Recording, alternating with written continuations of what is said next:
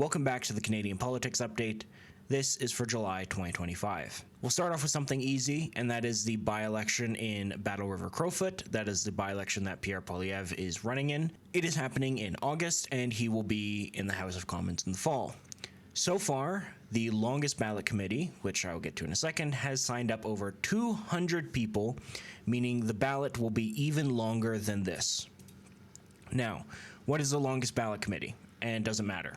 Well, the longest ballot committee is a protest organization that aims to sign up as many people as they can in key ridings and by-elections. They did it in Pierre's riding in Carleton last time, and they would have done it in Carney's riding, but Carney confirmed his riding too late and they couldn't get enough signatures on there. Why are they doing this? It is because of a political protest. They're doing this to try and get people to be more aware about political voting reform. Now, I do think political voting reform is needed, but this is ridiculous. It doesn't affect election results, so that's good because most people are not voting for them. However, what it does do is it takes a lot longer to count the ballots because it is a gigantic piece of paper. It is also a waste of paper, so it's not good for the environment. And because it takes longer, it increased costs for running these by-elections. So while this is incredibly stupid and wasteful, it is not technically harming anything, but it is something to look out for in the by-election this August. Now, continuing with Pierre, he did an interview with Global News and he said something very interesting. He said, "We need to have more people leaving than coming for several years."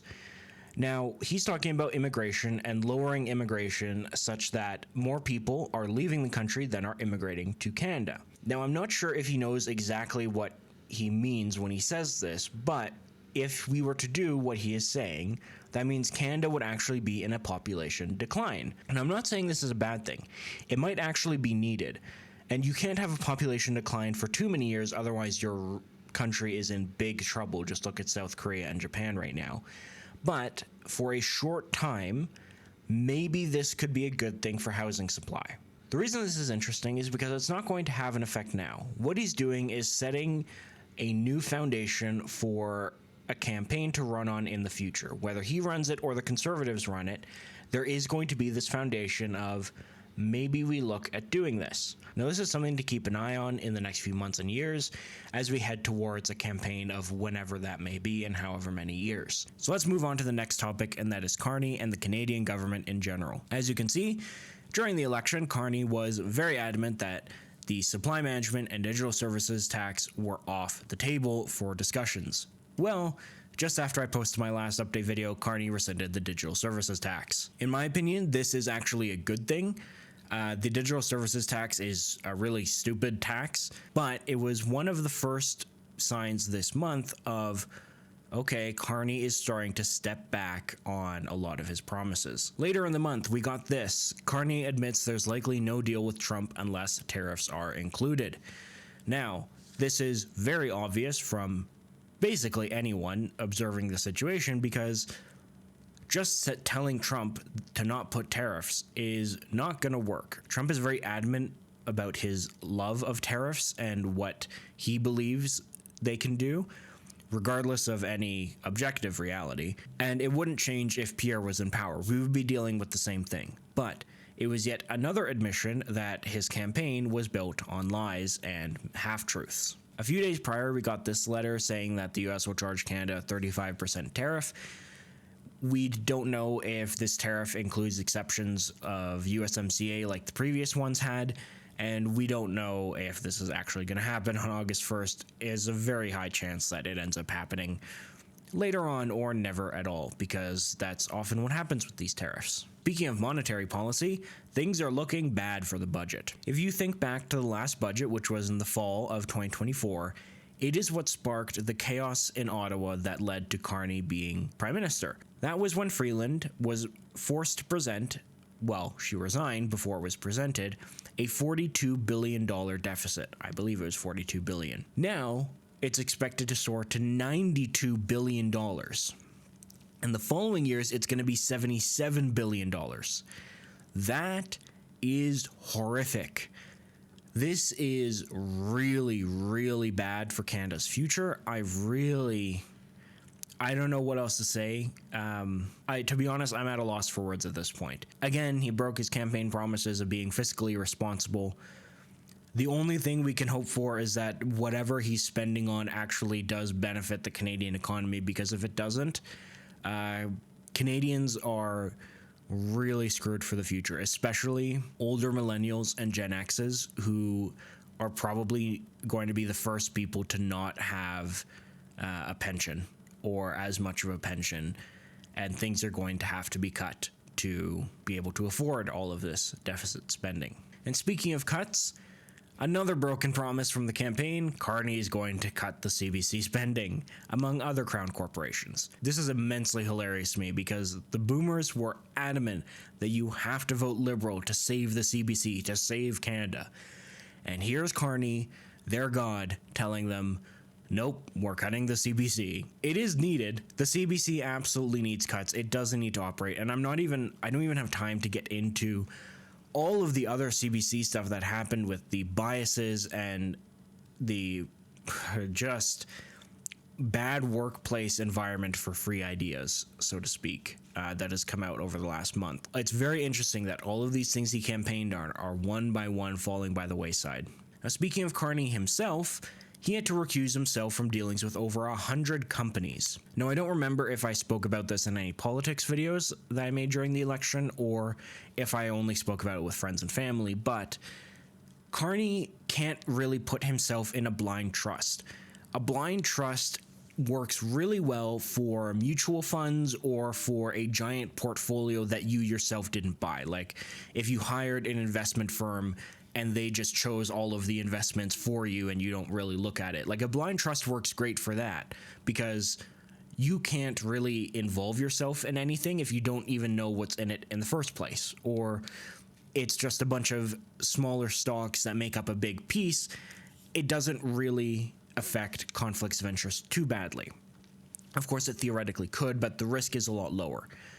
Carney isn't really like that. He invested in companies specifically for products or services or things like, or projects, things like that. So he knows exactly what he's invested in. So he can't really put things in a blind trust, even though he did, and he said he did on the campaign. It doesn't really work like that. So he has to recuse himself from all of these companies. But do we really think that these companies aren't still going to get contracts and benefit Carney in the future when he leaves? We saw this with the We Charity. We saw this with the Arrive scam. There's a whole bunch of other conflicts of interest. Like that was a major story during the Trudeau era, right?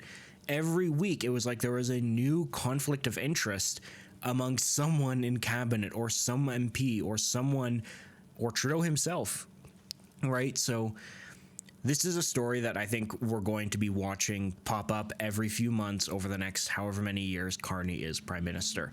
So keep an eye out on that. And of course, if you want a political response, this is the one that Pierre gave on that topic. And now we move into public safety. Oh boy. Public safety minister. Man, you've screwed up. I did not think it would happen this quickly. If you recall in the last few politics videos, I talked about how the new public safety minister, one, did not know what an RPAL or the firearm classification was, and two, how he had to recuse himself with dealings with Sri Lankan terror groups. Now it's come out that before he was in cabinet, he wrote letters of support as an MP to people who were members of these terrorist organizations. I don't even know what to say to this anymore. It doesn't even matter what the specifics were. If they're members of terrorist organizations, you can't do this.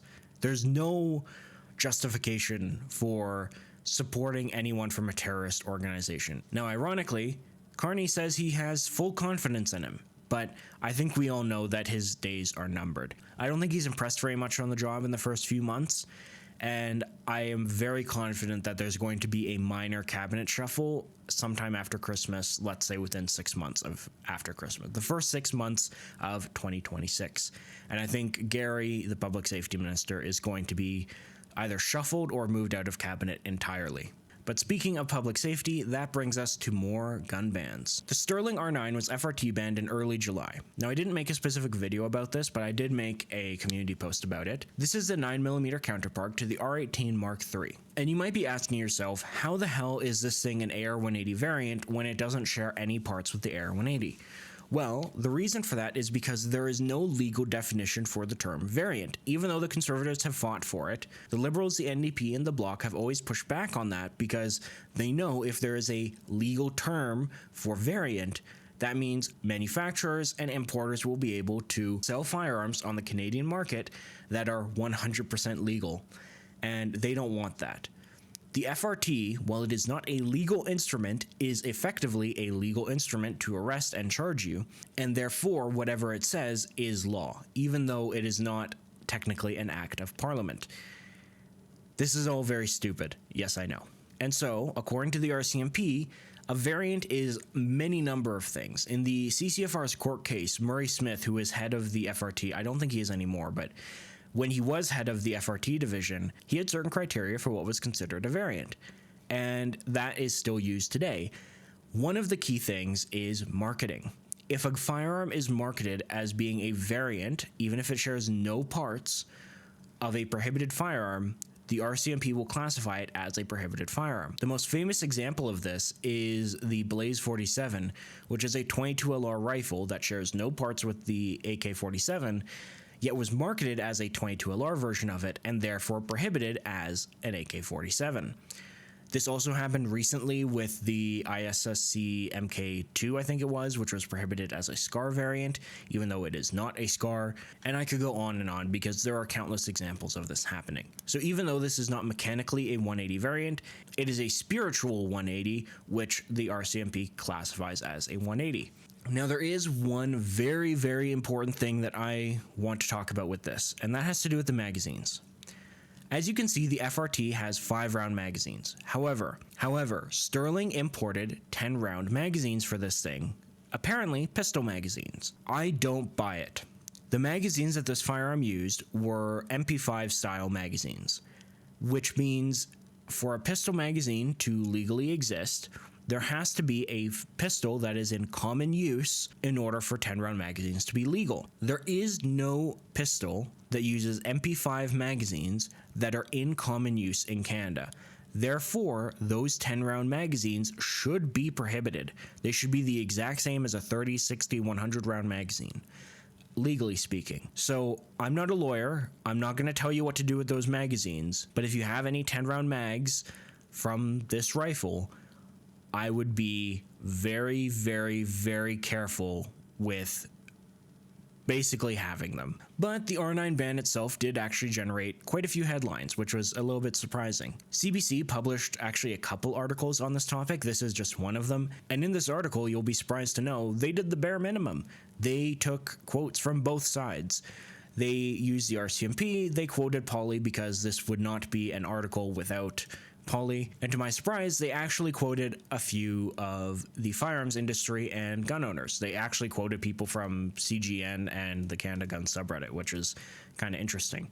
So this story did actually make some headlines. I'm glad it made some headlines because this is a very important thing that I think hasn't gotten enough attention media-wise, and that is most people who don't own firearms aren't aware of how unfair and how insane a lot of these firearm laws and regulations have been.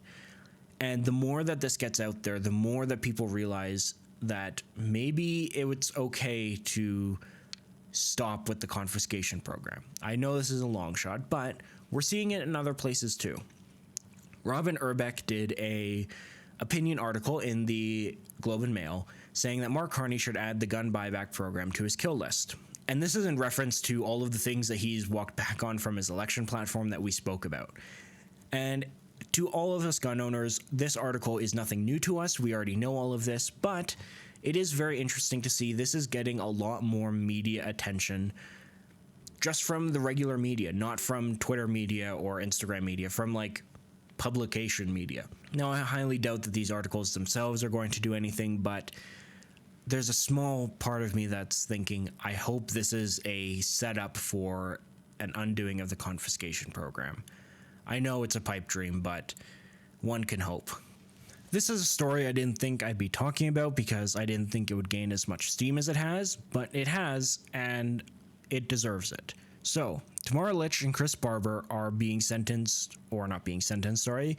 The Crown is seeking 7 and 8 year sentences for their crimes. Now, what are their crimes, you ask? Well, they were the leader-ish of the convoy protest in Ottawa, and if you don't remember what that was, that is the trucker protest that saw trucks honking all the time and causing mischief and disruption to Ottawa, demanding that the COVID restrictions be lessened or gone away entirely. Now, some people see this as a group trying to overthrow the Canadian government, and other people see this as a legal protest that was unrightly broken away. Now, it's very important that they were charged, and I believe found guilty of mischief, not of anything else. Mischief. And the Crown is seeking 7 to 8 years. And I don't think this would be a story in many other places unless you live in Canada, where a guy that is accused of manslaughter, the Crown and defense came to a conviction resulting in 15 months of probation. A woman pled guilty in a terrorism charge and got 1 single day in jail, and the Crown agreed to it. A pedophile doing pedophile things was given no jail time and a conditional discharge because it could have impacted his future path to citizenship. I could go on and on and on and on about things like this. I don't have time for that. And yet, the Crown is seeking 7 years prison time for mischief. That is insane. That is absolutely insane. This is political persecution 101. There's no other way around it. It's political persecution. I sincerely hope that the judge in this case does not sentence them for this much time. Even a hardcore anti-convoy, anti-conservative lawyer was saying, this is insane sentencing. It should be 6 months max. Because if the judge grants them what the Crown is asking, that is yet another nail in the coffin for what Canada used to be. They are choosing their new leader in March. The key here is that the amount required for fundraising is $100,000. The last one, where Singh was elected, was $30,000, and this has riled a lot of feathers. Former NDP MPs have been saying that this should be like $50,000, not $100,000, but there's a reason that it's $100,000. And that's because the NDP is in trouble. This is a Substack article from Fred Delory. I don't really know who he is, to be honest, but it's a good article. And it really lays out the problem that the NDP is in. And there's a couple of paragraphs here that I'm just going to read because it illustrates just how much trouble the NDP is in. Fewer than 50 of 343 NDP candidates reached the 10% vote threshold needed to qualify for campaign expense rebates from Elections Canada. That's not just an embarrassing stat, it's financial ruin. Those rebates, worth several $1 million collectively, are normally how the NDP repays its election loans. No rebates means no repayment. Now let's add up the risk. The NDP supposedly ran a fully funded national campaign. Their legal spending cap was roughly $35.8 million. Several insiders say the party borrowed close to the max, or at least enough to require those rebates to service the debt. With only about 15% of ridings qualifying, the NDP's repayment plan has collapsed. And no, Elections Canada won't cut them any slack. This is an agency that enforces the law to the letter, and the stakes here are high. In essence, the NDP might not be able to repay its debt and might be slapped with fines from Elections Canada. That means they might be forced to sell their HQ. I can't remember if it's in Toronto or Ottawa, but they might be forced to sell their HQ, and they might be forced to siphon donations from their provincial sides. You have to remember that the NDP is not like other political parties in Canada. All of the provincial parties and the federal party are one party. They all operate under the same umbrella, which means funding and people that go out and do get out the vote stuff and fundraising and all that is shared between all of the different parties.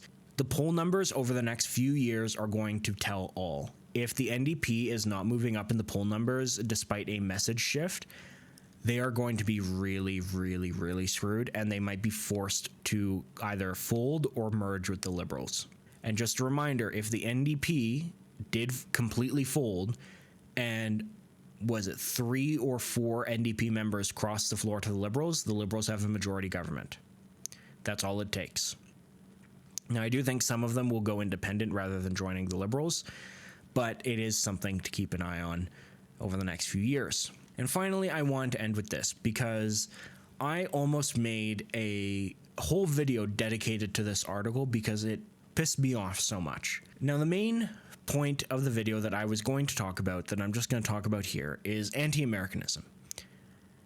Canada is built on a foundation of anti-Americanism. The Canadian identity is being not America. I have my own problems with that morally and philosophically, but that is just objective reality. You can't spin it any other way. The historical record shows that. Anti-Americanism can be justified. For example, right now with the US's tariffs and the, well, Trump's specific threats-ish of annexation, which I don't take seriously, that is reasonable justification of anti-Americanism. However, anti-Americanism cannot go so far as to say that China is a better moral and economic partner than the United States. China, the country with horrible human rights record, the country with a political system that is the antithesis of our political system, even if we are more socialist than the US, we are not communists like China, the country that jails Canadian citizens and holds them hostage over political matters, and the country that operates foreign police stations in our own country, cannot be trusted, cannot be Canada's #1 trading partner, especially compared to the United States. It is a horrible idea, an absolutely horrible idea. So I'm going to leave this article linked in the description if you want to just see the insanity that this article is. You can read it yourself.